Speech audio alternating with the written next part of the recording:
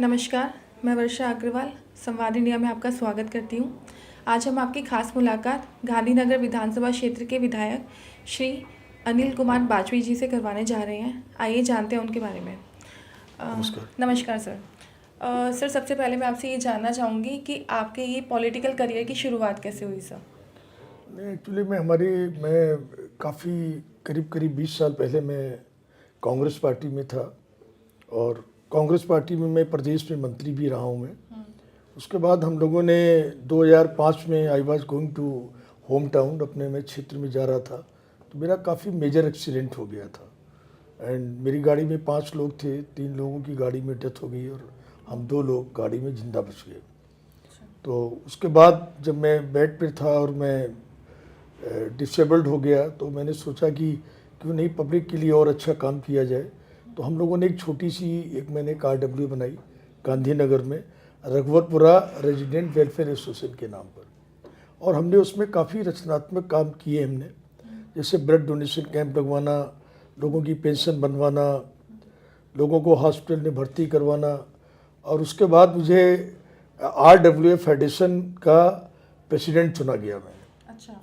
और उस समय चुनने के बाद हमने बहुत लंबी लंबी लड़ाई लड़ी, जैसे धौला कुआं का फ्लाईओवर खोलना है, और उसके बाद उस समय शीला दीक्षित जी की सरकार थी और बस से काफ़ी एक्सीडेंट होते थे, ब्लू किलर लाइन लोग बोलते थे, उसके खिलाफ एजिटेशन करना। और हमने बिजली का सबसे पहले मुद्दा हमारी फेडरेशन ने और मैंने ही उठाया, क्योंकि उस समय क्या था कि नई दिल्ली के अंदर बिजली में टैरिफ के जो दाम थे वो बढ़े हुए थे, कम थे, और बाकी दिल्ली में ज़्यादा थे। तो हम लोगों ने शीला जी से कहा कि दिल्ली के लोगों को आप 2 जगह क्यों विभाजित करना चाहती हैं, और नई दिल्ली में इसलिए कि आप रहती हैं, प्राइम मिनिस्टर ऑफ इंडिया रहते हैं, मिनिस्टर्स, मेंबर पार्लियामेंट, सारे VIPs लोग रहते हैं, और बाकी जो दिल्ली के लोग हैं उनमें जो फ़र्क है टैरिफ का, वो फ़र्क क्यों है। उस पर हमारा काफ़ी उनसे विवाद हो गया। उसके बाद मैंने कांग्रेस पार्टी से रिजाइन कर दिया और मैं RWA के बैनर के नीचे मैंने काम किया है काफ़ी वहाँ पर। और DRC के अंदर बिजली के बढ़े हुए दामों को लेकर वहाँ पर एक बार मीटिंग हमारी हो रही थी, तो मैंने फिर वो RWA की तरफ से मैं इनवाइटी था, तो मैंने उसमें काफ़ी प्रोटेस्ट किया। प्रोटेस्ट करने पे वो पूरी DRC की मीटिंग डिस्टर्ब हो गई। उसके बाद वो विजय गोयल जी मंत्री थे, वो वहाँ आ गए, अरविंद केजरीवाल जी आ गए। तो अरविंद केजरीवाल से मुलाकात मेरी उसी दौरान हुई। तो उन्होंने कहा कि आप कांग्रेस में रहे हैं, सब कुछ रहे हैं, और आप आवाज़ उठा रहे हैं, एक बार हमसे मिलिएगा। तो मैं खैर उनसे नहीं मिला, लेकिन वो भी उस मुद्दे को हाईजैक करने के लिए आए थे।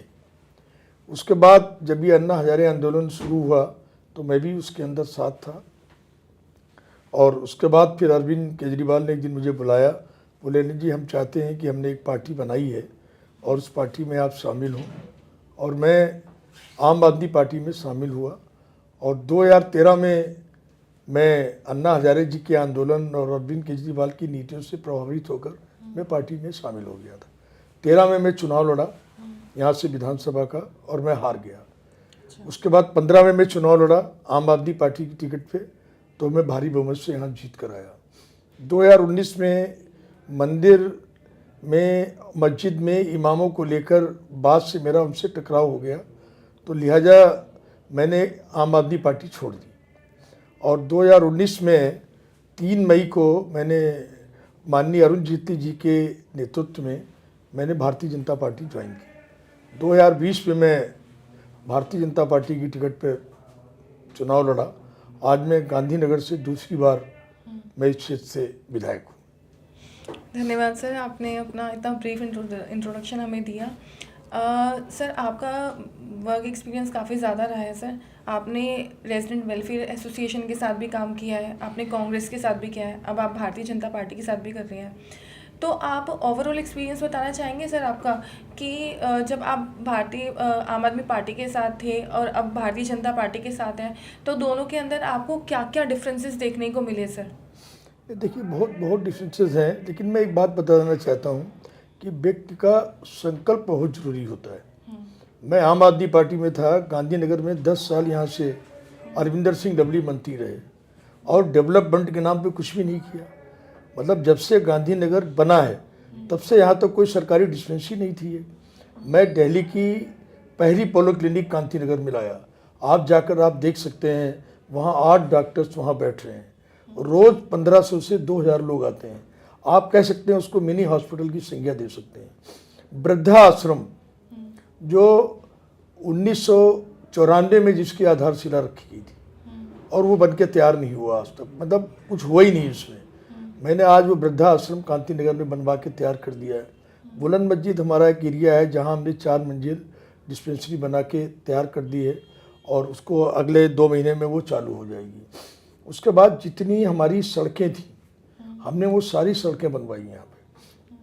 हमारे पार्कों में बेंचेस नहीं थी, वो हमने सारे पार्कों में बेंचेस लगवाई और सीनियर सिटीजन्स के बैठने के लिए चौतरे हम लोगों ने बनवाए। अभी सीसीटीवी कैमरे दिल्ली में बहुत विधायकों के यहाँ नहीं लगे हैं। हमारे 8 विधायक बीजेपी के हैं, हम सब लोग, शायद विधायकों के यहाँ नहीं लगे, लेकिन मैंने अपने यहाँ 1983 कैमरे लगवा दिए सीसीटीवी, 10 वाईफाई हमने लगवा दिए, जो आप कभी भी आप देख सकते हैं। गांधीनगर में पीएनजी की गैस पाइपलाइन नहीं पड़ी थी। मैं माननीय हरदीप पुरी जी से मिला और मैंने वो गैस पाइपलाइन यहाँ पर शुरू कराई। लेकिन मैं इतना कह सकता हूँ कि कांग्रेस में और आम आदमी पार्टी में और बीजेपी में फ़र्क कितना है कि बीजेपी के लोग जो हैं वो प्रैक्टिकल लोग हैं। जैसे मैंने पीएनजी गैस पाइपलाइन के लिए कहा हरदीप पुरी जी से, उन्होंने तुरंत ओके कर दिया। मेरे सामने चेयरमैन को 20 मिनट में बुलाया और बोले गांधीनगर में गैस पाइपलाइन पड़नी चाहिए। हमारे यहाँ गैस पाइपलाइन पड़ने का काम शुरू हो गया। लेकिन इतना ज़रूर है कि आज आम आदमी पार्टी हमारे विधायकों को काम नहीं करने दे रही है। हमारा फंड जो है वो रोक दिया जाता है, जो मुख्यमंत्री योजना का काम है वो रोक दिया जाता है। मेरा मानना ये है कि राजनीति में व्यक्तिगत दुश्मनी नहीं होनी चाहिए। मान लो हम विधायक हैं, 62 विधायक आम आदमी पार्टी के हैं, 8 हम बीजेपी के हैं, तो जो चीज़ उन 62 विधायकों को मिलनी चाहिए वो हम 8 को भी मिलनी चाहिए। लेकिन वो जो कहीं ना कहीं दुभाती होती है या दोहरा चरित्र जो सामने आता है, पॉलिटिक्स में वो नहीं होनी चाहिए। मान लो मैं बीजेपी से विधायक हूँ, मेरे पास कांग्रेस के लोग भी आते हैं, मेरे पास आम आदमी पार्टी के भी लोग आते हैं, मेरे पास अदर्स पार्टी के भी लोग आते हैं कि मेरा ये काम है सर, मेरा ये काम करा दीजिए। हमने कभी नहीं मना किया, क्योंकि व्यक्ति चुनाव जीतने के बाद वो जनता का होता है, जिस जनता ने उसको वोट दिया। लेकिन आम आदमी पार्टी में कहीं ना कहीं ये कमी जरूर है जो मुझे देखने में आई है। सर, जैसे आपने ना स्वास्थ्य को लेकर बताया कि आपने अपने यहाँ पे मिनी हॉस्पिटल्स बनाए हैं, लेकिन जैसे कार्य प्रणाली के बारे में अगर हम बात करते हैं तो आपने एक अपनी बात रखी हमारे सामने कि बीजेपी में भी आपने काम किया, आपने कांग्रेस में भी काम किया है, तो बीजेपी के लोग ज़्यादा प्रैक्टिकल हैं काम करने में, बट आम आदमी पार्टी उतना प्रैक्टिकल नहीं है। बट वहीं पे अगर हम बात करते हैं, आपने जैसे मिनी हॉस्पिटल्स बनवाए हैं और आम आदमी पार्टी ने जगह जगह पे मोहल्ला क्लिनिक्स बनवाए हैं, तो सर हमने देखा है कि मोहल्ला क्लिनिक्स में भी काफ़ी उसके मतलब कि पेशेंट्स वहाँ जा रहे हैं, उनको हर तरह का वहाँ पे बेनिफिट्स मिल रहे हैं सर ट्रीटमेंट को लेके, तो इसके बारे में आप कुछ कहना चाहेंगे सर? नहीं, देखिए, मैं आम आदमी पार्टी में I was parliamentary secretary health, हाँ जी। मैं संसदीय सचिव भी रहा हूँ मैं, और पूरी दिल्ली का हेल्थ का काम मैं देखता था।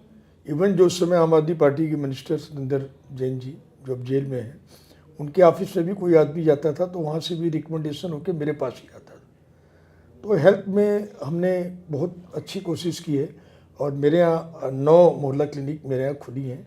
नो डाउट इसमें के अंदर कि मोहल्ला क्लिनिक में लोगों को नहीं देखा जाता है, लेकिन जो अरविंद जी ने कहा कि 1000 मोहल्ला क्लिनिक दिल्ली में खोली जाएंगी, आज 300-350 मोहल्ला क्लिनिक खुली हैं।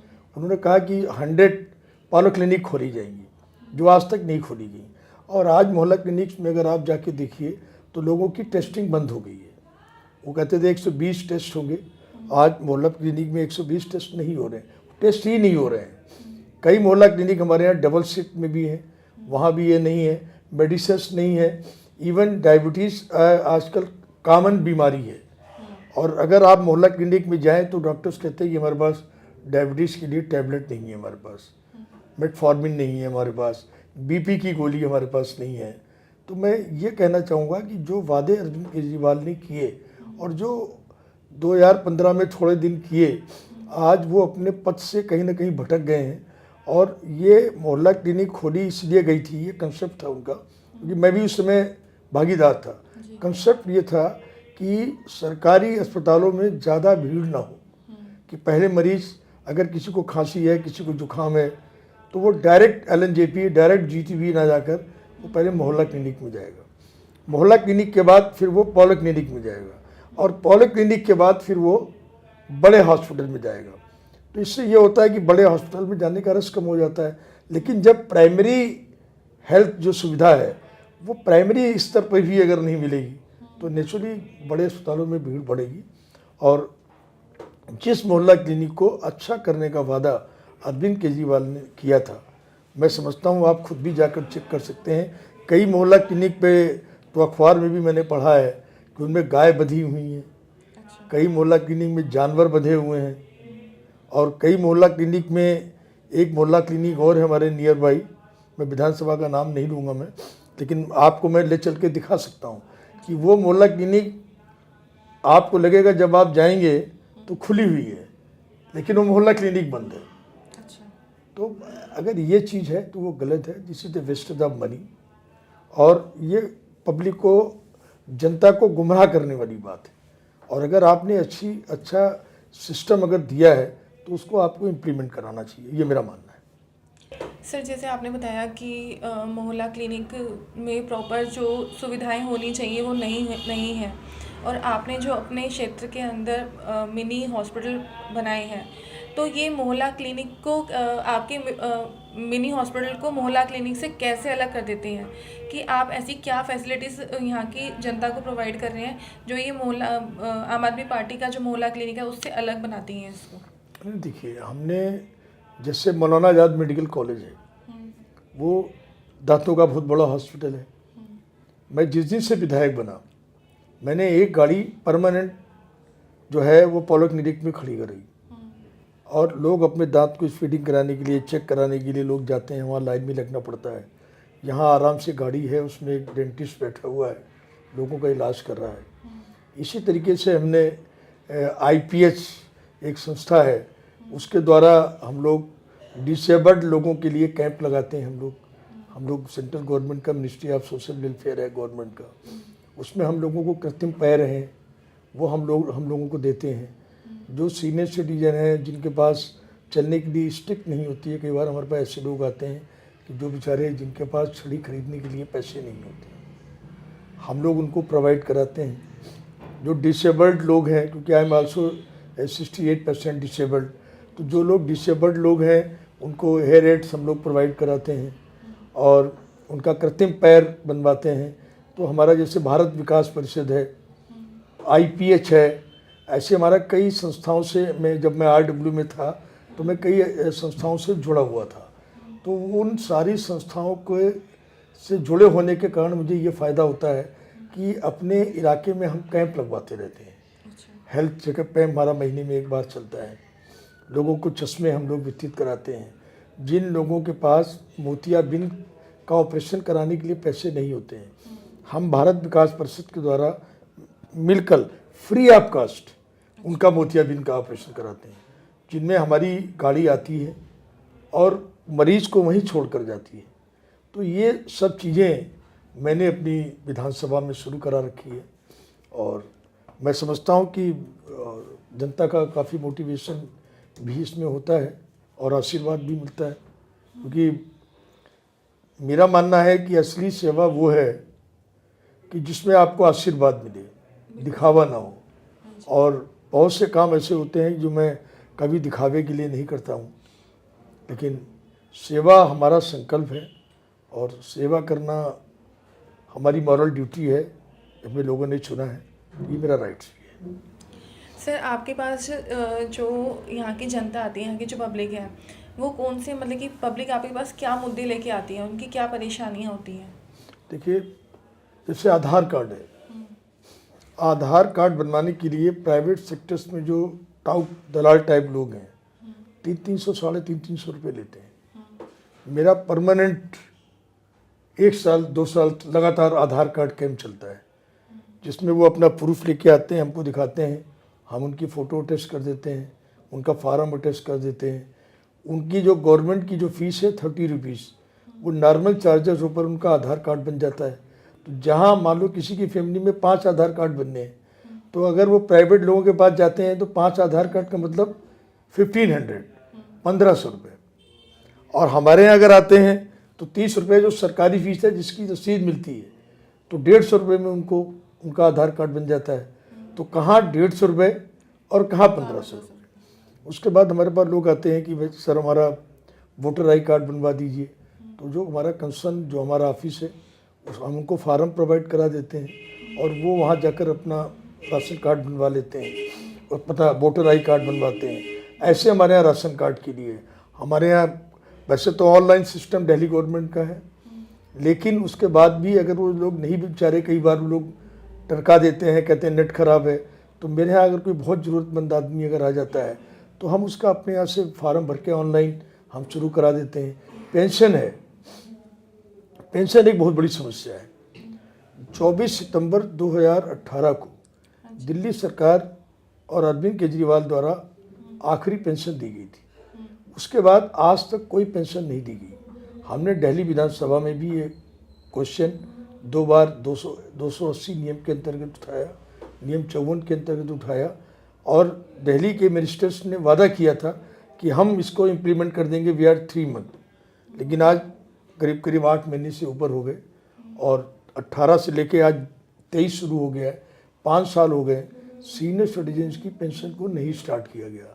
और वरिष्ठ जो नागरिक होते हैं हमारे यहाँ, क्योंकि हमारे पास जो लोग आते हैं कई बार जिनकी पेंशन कभी लेट आती है, तो वो कहते हैं सर हमारे यहाँ बच्चों की, हमको अपने लिए दवाई लानी है, या हमारी बेटी हमसे मिलने के लिए आती है, हमें उसकी हेल्प करनी है, 2200 रुपये मिलते हैं। तो वो अरविंद केजरीवाल ने नहीं शुरू की। उसके बाद विडो पेंशन है, विडो पेंशन हम मेरे यहाँ से बन जाती है। जो डिसेबल्ड पेंशन है वो मेरे ऑफिस से बन जाती है। तो ये सुविधा हम अपने आप जो है प्रोवाइड करा देते हैं। बाहर कहीं जाएंगे बेचारे वो, तो उसमें उनके पैसे लगते हैं।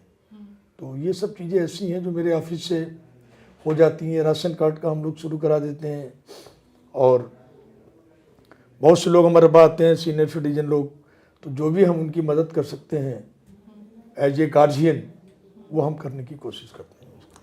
सर जो विडो पेंशन है और जो फिजिकली डिसेबल हैं लोग, उनके लिए जो पेंशन चलाई गई है उनको वो प्रोवाइड हो रही है, लेकिन सीनियर सिटीज़न का अभी तक मुद्दा बना हुआ है पेंशन को लेके कि उनको प्रोवाइड नहीं की जा रही है, जैसा कि आपने भी हमें बताया सर। तो सर जो सीनियर सिटीज़न हैं वो भी आज की डेट में बहुत प्रॉब्लम फेस करती हैं, क्योंकि अल्टीमेटली कहीं ना कहीं पैसे से ही हर पर्सन की नीड्स फुलफ़िल होती हैं।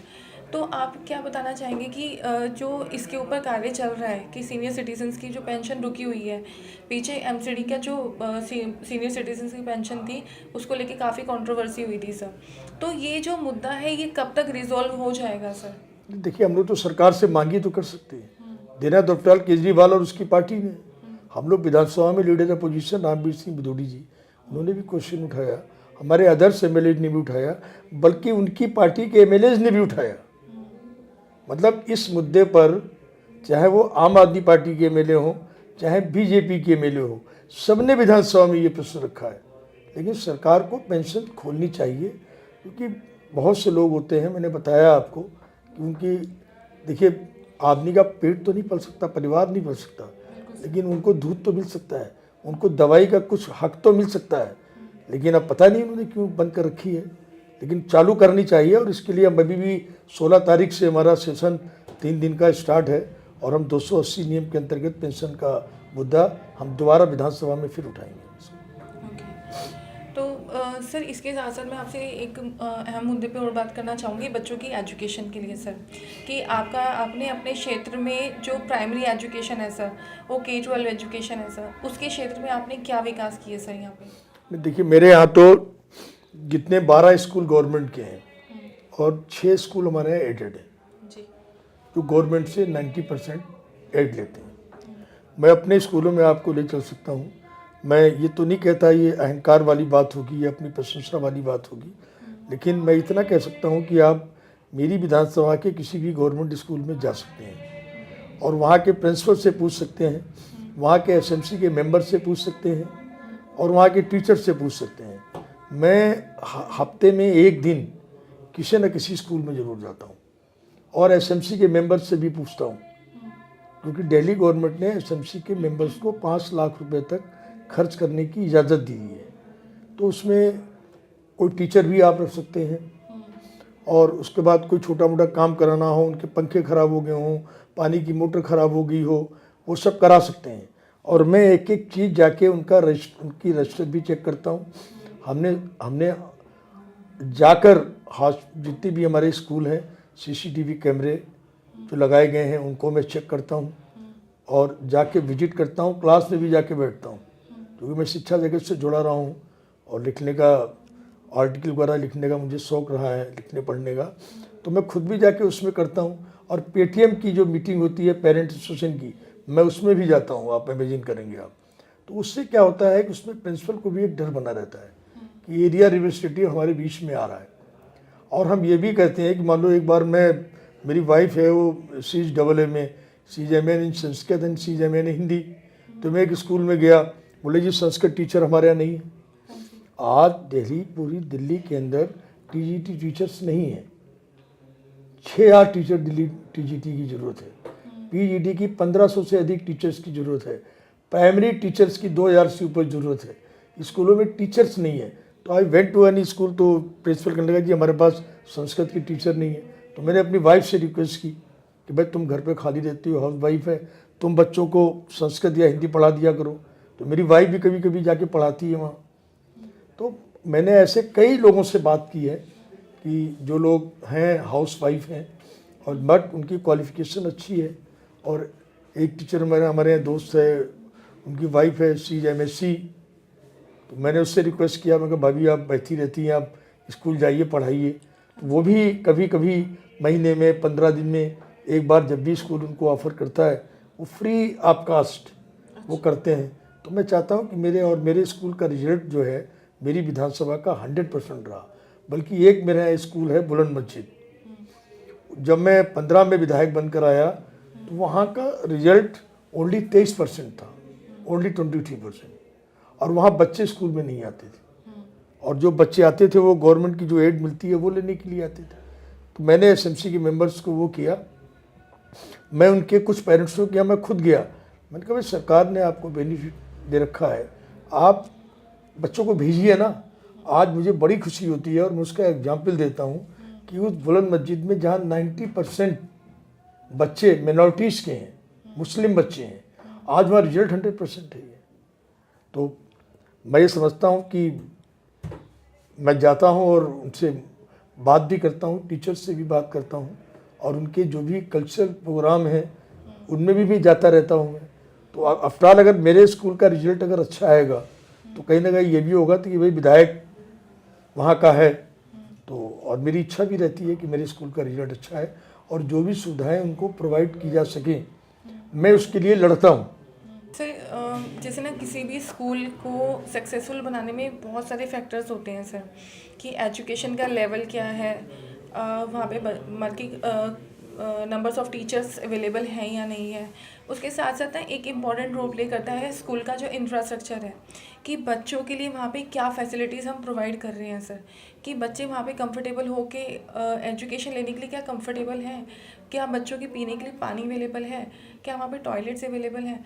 तो आपने पर्सनली कभी ये चीज़ें भी बिल्कुल ये है। मैं तो आपको आमंत्रित करता हूँ, आप हमारे साथ चलिए, और प्रत्यक्ष को प्रमाण की जरूरत नहीं होती है। मैंने जैसे बुलंद मस्जिद का स्कूल है, चौधरी मलूक सिंह स्कूल है, जस्ट बिहाइंड हमारे स्कूल है। तो मैं आप जैसे गर्ल्स का स्कूल है, तो जो हमारे साथ गर्ल्स का जो काम देखती हैं हमारे यहाँ, मैं उनको कहता हूँ कि आप जाइए और गर्ल्स हमारी जो स्टूडेंट्स हैं उनके टॉयलेट्स चेक करिए, आप पानी आ रहा है नहीं आ रहा है। ऐसे हमारे बॉयज़ के जो हैं तो उनके मैं खुद जाके एक दो बार मैंने खुद जाके वहाँ पे चेक किया है। और मिड डे मील है, मैंने खुद लाइन में लगकर अचानक पहुंचकर मैंने मिड डे मील खुद खाया है मैंने वहाँ जाके।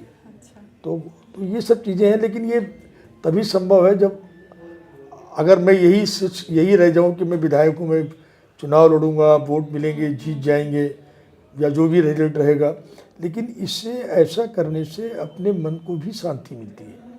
और अफराल अगर मेरे स्कूल में 1200 बच्चे किसी स्कूल में पढ़ते हैं, तो 1200 अगर मैं स्कूल में वहाँ जाता हूँ और वहाँ जाके मैं चेक करता हूँ या बच्चों से खड़े होकर पूछता हूँ कि तुम्हारे को कोई दिक्कत तो नहीं है, कोई तुम्हारे पास खेलने का सामान है या नहीं है, तुम अभी रस्सा कूद का कार्यक्रम हुआ, मैंने खुद पकड़ के घसीटा रस्सा मैंने बच्चों के साथ जाके, तो बच्चों का मोटिवेशन भी करना ज़रूरी होता है।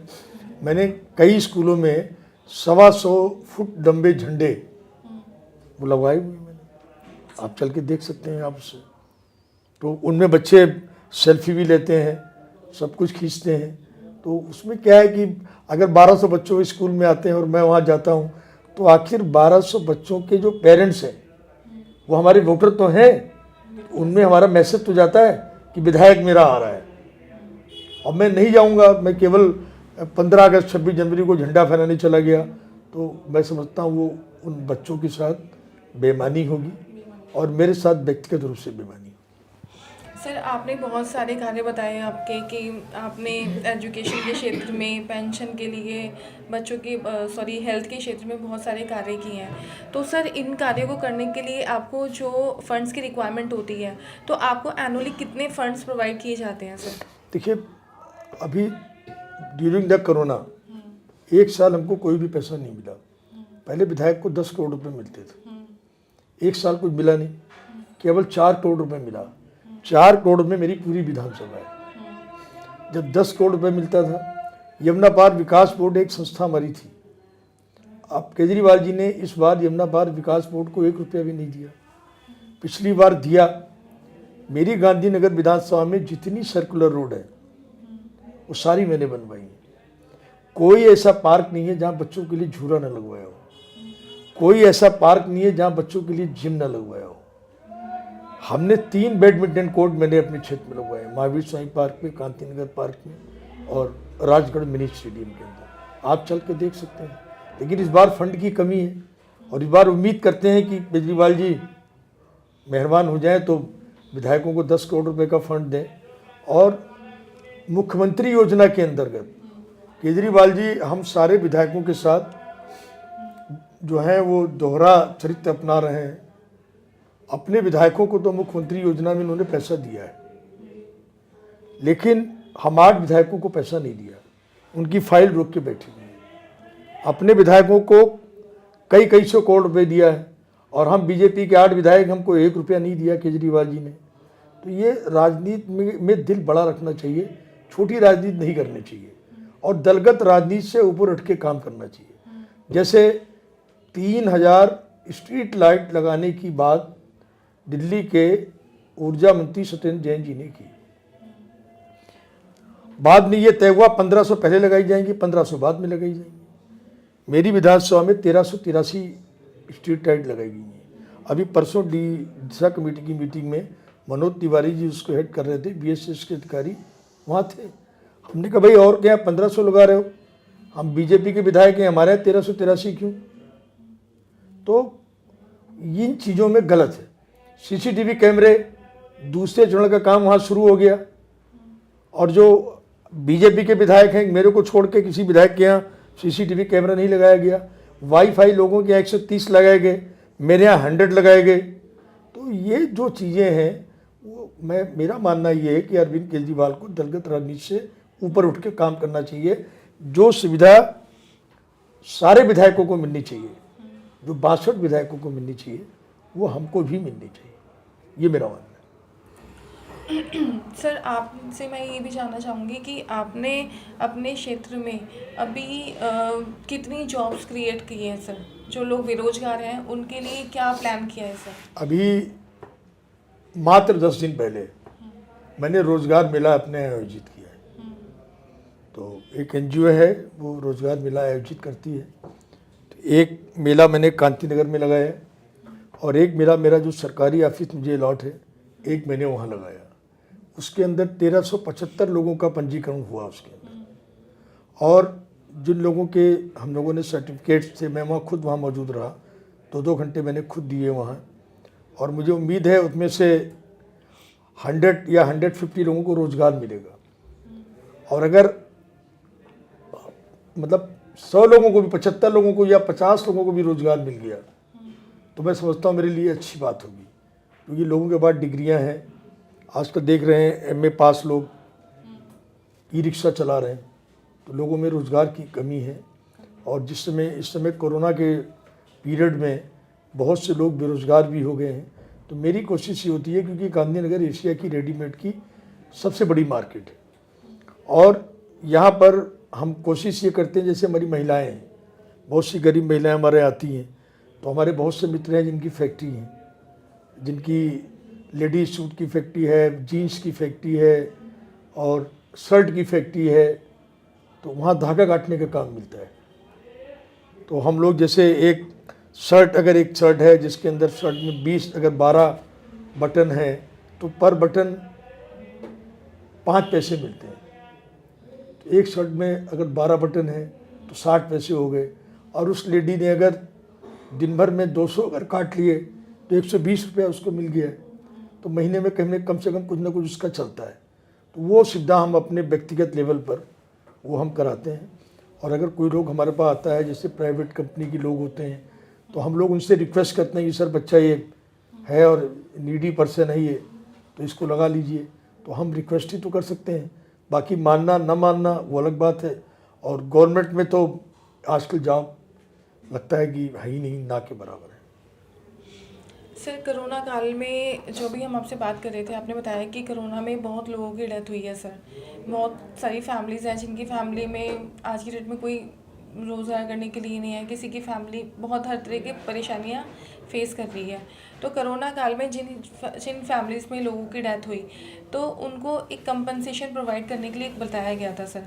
तो क्या उनकी फैमिलीज़ को वो कंपनसेशन अब प्रोवाइड हुआ है सर? नहीं, बिल्कुल हुआ है, मैंने कराया है। मेरे काफ़ी लोगों की कोरोना में डेथ हुई है, तो उनकी महीने की पेंशन है वो हमने बनवाई है, और उनको जो पैसा मिला है वो हमने एसडीएम से बात करके दिलाया है उनको। अब थोड़ा एक दिक्कत जो है वो मैं कहता हूँ पूरी दिल्ली में आ रही है, कि जैसे कोई पेशेंट, किसी को कोरोना हुआ और वो एडमिट हो गया, उसने बताया नहीं कि मेरे को कोरोना है, और हॉस्पिटल गया और उसकी डेथ हो गई, या कोरोना था उसको डेथ हो गई, बट उसके पास कोरोना का वो नहीं था, सर्टिफिकेट नहीं था। ऐसे केसेस बहुत ज़्यादा हैं, और मैं समझता हूँ पूरी दिल्ली के अंदर है। लेकिन बहुत से लोगों ने छुपाया भी है, नहीं लिया सर्टिफिकेट, डेथ हो गई, बताया नहीं किसी को, जबकि डेथ कोरोना में हुई है।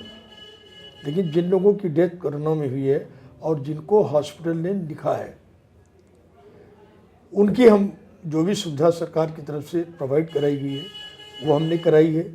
हमने वैक्सीन के परमानेंट वैक्सीन हमने लगवाई है, बूस्टर वैक्सीन हमने लगवाई है सारे यहाँ, जो हमारा एक दिन भी सेंटर कभी खाली नहीं रहा। और लगभग मेरे गांधीनगर में अभी उस दिन मैंने डाटा मांगा था, तो अभी हमारे यहाँ 23% बूस्टर जो डोज है वो केवल 23% लोगों ने लगवाई है, बाकी लोगों ने अभी नहीं लगवाई। लेकिन सेकेंड डोज और फर्स्ट डोज लगभग अबाउट 86% लोगों ने लगवाई है मेरी विधानसभा। सर, न्यू लीकर पॉलिसी के बारे में आपकी क्या राय है? आपका बिल्कुल अच्छा सवाल है, और मैं समझता हूँ कि इस पर केजरीवाल सरकार कहीं ना कहीं फंस गई है। मेरी विधानसभा में आज़ाद नगर में एक शराब का ठेका खोला गया है। जो नई पुरानी पॉलिसी थी, उस पॉलिसी के अंतर्गत 100 मीटर के दायरे में any school, any mosque, any temple, any gurdwara, any Balmiki mandir, any Jain मंदिर, एनी स्कूल अगर उस परिधि के अंदर आता है तो शराब का ठेका नहीं खुल सकता। दिल्ली गवर्नमेंट ने, और सितंबर के महीने में अरविंद केजरीवाल जी, उनकी पूरी टीम और मैं स्वयं जब उनकी पार्टी में था, हमने पूरी दिल्ली में जाके 9 शराब के ठेके बंद कराए थे। मैं अरविंद केजरीवाल जी से पूछना चाहता हूँ कि सितंबर 2018 और 22 में क्या अंतर आ गया कि रेड्डी ब्रदर्स जो हैदराबाद का शराब का व्यापारी है, उसको आपने उस समय दिल्ली में ये कह के उसकी फाइल रिजेक्ट कर दी कि वो ब्लैक लिस्टेड है। आज आपने दिल्ली में उसी को शराब के ठेके का कॉन्ट्रैक्ट दे दिया। आपका चावला जी के साथ क्या रिश्ता है, ये प्रश्न पूछने का है। जब पूरा बवाल हुआ, विधानसभा में हम लोगों ने हंगामा किया, तो आपने नई पॉलिसी बदल दी और पुरानी पॉलिसी को आपने टेक ओवर कर लिया। उसमें अधिकारी भी कई सस्पेंड हुए हैं। तो मेरा मानना ये है कि जो पुरानी पॉलिसी थी, आज उस 100 गज की दायरे को नई पॉलिसी के अंदर हटा के 400 मीटर कर दिया गया। एनी स्कूल में प्राइमरी स्कूल को हटाकर सीनियर सेकेंडरी स्कूल कर दिया गया, मिडिल और प्राइमरी स्कूल हटा दिया गया, और सरकार जांच चल रही है। एक मंत्री जेल में है, उसे अभी जेल जाने की तैयारी है, अफसर सस्पेंड हो गए हैं। तो कहीं ना कहीं दाल काली है, ये मैं कह सकता हूँ। सर, जैसे आपने भी बताया कि 100 किलोमीटर की डिस्टेंस लेवल पे लीकर शॉप्स ओपन हो गई सर, तो इसका क्या रीज़न है? हम ये जानना चाहेंगे कि इतनी कम डिस्टेंस पे जो लीकर शॉप्स ओपन हो रही हैं सर, जो हुई हैं पीछे, तो उसका क्या रीज़न है उसके पीछे कि ओपन करने का सर? देखो जी, वो तो कह रहे हैं कि हम सुविधा लोगों को प्रोवाइड करा रहे हैं। मेरा वही तो कहना है कि सितंबर 2018 में आप शराब के ठेके बंद करा रहे हैं और 2022 में आप हर वार्ड में 4 शराब के ठेके खुलवा रहे हैं। मान लो गांधीनगर वार्ड है, तो गांधीनगर वार्ड में आपको 12 शराब के ठेके खोलने हैं, और 12 शराब के ठेके में एक एक वार्ड में महिलाओं के लिए आपने अलग से शराब का ठेका खोलना है, पिक लाइन का। क्या मजाक है ये? और 3 बजे तक शराब के ठेके खुलेंगे।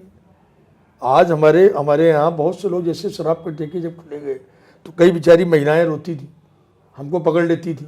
अच्छा, उन बेचारे को क्या पता कि शराब के ठेके किसने खुलवाए, वो तो विधायक को पकड़ेंगी। तो मैंने उन माताओं की आंखों में आंसू देखे। वो कहती हैं कि मेरा बेटा आज शराब पी के आ रहा होगा। मैंने उन बहनों की आंख में भी आंसू देखा है, और वो कहती हैं कि मेरे भाई को, माँ कहती है मेरे बेटे को अरविंद केजरीवाल और उसकी सरकार ने शराबी बना दिया, और नियर बाई शराब के ठेके खुल गए, एक के साथ एक फ्री कर दी। अरे भाई, ऐसा कौन सा प्रॉफिट है? जो शराब की बोतल पहले 200 रुपये में बिकती थी, आज 200 में 2 शराब की बोतल। लोग ऐसी ऐसी लंबी लंबी लाइनें लगाते थे कि पता नहीं कोई अमृत बट रहा हो, कोई कलयुग में कोई, ये स्थिति रही है। तो ये तो एक बहुत बड़ा घोटाला है, और सीबीआई की जांच चल रही है इसमें, और जल्दी ही आपके सामने बहुत कुछ और आपके सामने आएगा। सर, आपकी राय लेना चाहेंगे इस मुद्दे के ऊपर कि जो लीकर पॉलिसी है, जो दिल्ली में इतनी कम जगह पे, कम डिस्टेंस लेवल पे शॉप्स ओपन हो रही है, तो इससे क्या वीमेन सेफ्टी जो है वो इफ़ेक्ट होती है सर? बिल्कुल होती है, क्यों नहीं होती है? मैं आपसे कह रहा हूँ ना कि मेरे को कई बहनें मिलती हैं, करीब मेरे भाई को शराबी बना दिया केजरीवाल ने। माताएँ कहती, पहले शराब का ठेका 1 या 2 होते थे। मान लो हमारे यहाँ आज़ाद नगर से किसी को शराब लेने जानी है तो वो गांधीनगर मेन रोड जाता था, 1 किलोमीटर जाता था। अब जहाँ वो रहता है 50 मीटर की दूरी पे शराब उसको मिल गई, शराब उसको मिल गया, और एक के साथ एक फ्री मिल गई, तो उसकी तो लॉटरी खुल गई उसकी। लेकिन मैं पूछना चाहता हूँ केजरीवाल जी, सोर्स आप इनकम के बहुत से साधन हो सकते हैं, लेकिन दिल्ली की जनता को, हमारे स्कूली बच्चों को, हमारे उन माताओं के बेटों को, उन भाइयों, उन बहनों के भाइयों को शराबी मत बनाइए। सर, क्या आप ये मानते हैं कि इस तरह से हम ये एक इनकम का सोर्स नहीं जनरेट कर रहे हैं? इस तरह से जो हमारी यूथ है सर, जो न्यू जनरेशन है सर, और जो वुमेन सेफ्टी है, हम उन सबको ही स्पॉइल कर रहे हैं सर, तो इसके बारे में कुछ बोलेंगे सर आप? नहीं, बिल्कुल गलत है ये, और मैं समझता हूँ कि ये बिल्कुल गलत है। एक तरफ हम मद्य निषेध की बात करते हैं, और ये हमारा देश का भी दुर्भाग्य है कि हर शराब की बोतल पर ये लिखा होता है कि मद्य करना निषेध है, इससे आपकी जान जा सकती है, और एक तरफ आप शराब बिकवाते भी हैं। कोई भी गवर्नमेंट हो, I am not talking government of Arvind Kejriwal, any government, any state, central government है, जो भी है, मैं तो इसका पक्षधर हूँ कि शराब पर बंदी होनी चाहिए, शराब नहीं बिकनी चाहिए। और अगर एक इनकम आप जनरेट कर रहे हैं और उसमें आप मार रहे हैं लोगों को, तो ये इंसाफ नहीं है, ये कहीं ना कहीं बेइंसाफ़ी है लोग। सर, जो अब 2024 और 2025 के इलेक्शंस हैं सर, उसके बारे में आपने क्या क्या प्लान्स किए हुए हैं सर? देखिए 2024 में हमारे देश के यशस्वी प्रधानमंत्री माननीय नरेंद्र मोदी जी के नेतृत्व में अब की बार आंकड़ा 350 के पार। तो अब की बार हमारी 350 से अधिक सीटें आएंगी और देश के यशस्वी प्रधानमंत्री माननीय नरेंद्र मोदी जी के नेतृत्व में हम सभी भारतवासियों को हम अपने आप को गौरवान्वित महसूस कर रहे हैं कि आज मोदी जी के नेतृत्व में देश का गौरव मोदी जी ने पूरे विश्व में बढ़ाया है। आज यूक्रेन और रशिया की लड़ाई में यूक्रेन भी हमारी तरफ आस भरी आँखों से हमको मोदी जी को देख रहा है और रूस भी देख रहा है। तो ये बहुत बड़ा हमारे लिए सौभाग्य की बात है। और मेरे लिए सौभाग्य की बात ये है कि एक बार मेरे फादर मुझे कह रहे थे, वो भी लेखक थे, कि एक बार देश की प्रधानमंत्री मिसेस गांधी अमेरिका के राष्ट्रपति से मिलने गई थी और अमेरिका के राष्ट्रपति ने मिसेस गांधी से मिलने से मना कर दिया। लेकिन ये पहला मौका है भारतवर्ष के इतिहास में कि हमारे देश के यशस्वी प्रधानमंत्री अमेरिका ऐसे शक्तिशाली राष्ट्र के साथ के यहाँ गए और वहाँ का राष्ट्रपति दशक दीर्घा में बैठा हुआ था और हमारे देश के प्रधानमंत्री जी वहाँ की जनता को संबोधित कर रहे थे। तो मैं समझता हूँ 2024 में मोदी जी की सरकार 350 से आंकड़े को पार करेगी और 2025 में अब की बार दिल्ली में भारतीय जनता पार्टी की सरकार बनेगी, ये मैं दावे के साथ कह सकता हूँ। सर आपका कॉन्फिडेंस देख के तो हमें खुद को बहुत अच्छा लग रहा है, क्योंकि आपने अपने क्षेत्र में कार्य किए हैं, आप उसके लिए अग्रसर हैं सर। सर आप आम आदमी पार्टी के लिए या कांग्रेस के लिए कोई संदेश देना चाहेंगे? देखिए मेरा तो ये कहना है कि अगर आम आदमी पार्टी की दिल्ली में सरकार है तो उनको दलगत राजनीति से ऊपर उठ के काम करना चाहिए, विज्ञापन की राजनीति नहीं करना चाहिए। आज दिल्ली के लोगों के पैसे से विज्ञापन पंजाब के चुनाव में किया जाता है, दिल्ली के लोगों के पैसे के विज्ञापन से प्रचार गुजरात में किया जाता है, हिमाचल में किया जाता है।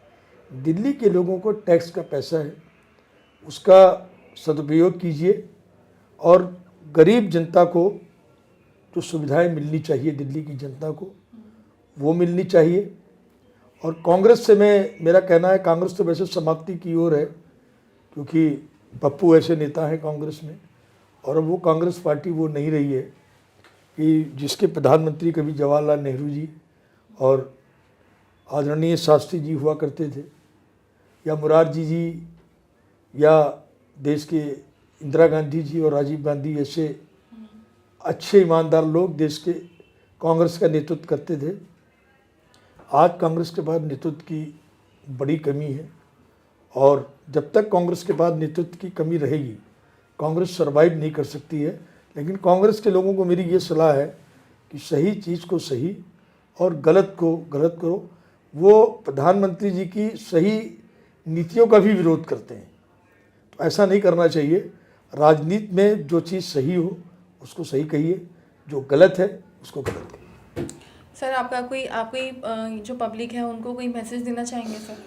देखिए मैं शायद IMA फर्स्ट MLA पूरे भारतवर्ष का मैं एकमात्र विधायक हूँ जिसने चलता फिरता कार्यालय शुरू किया हुआ है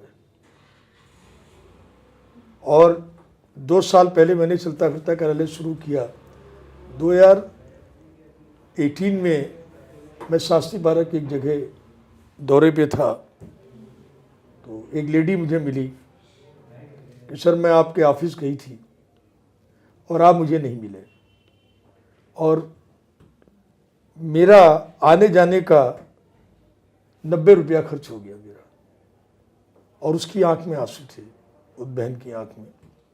तो मैंने सोचा कि कुछ ना कुछ किया जाए।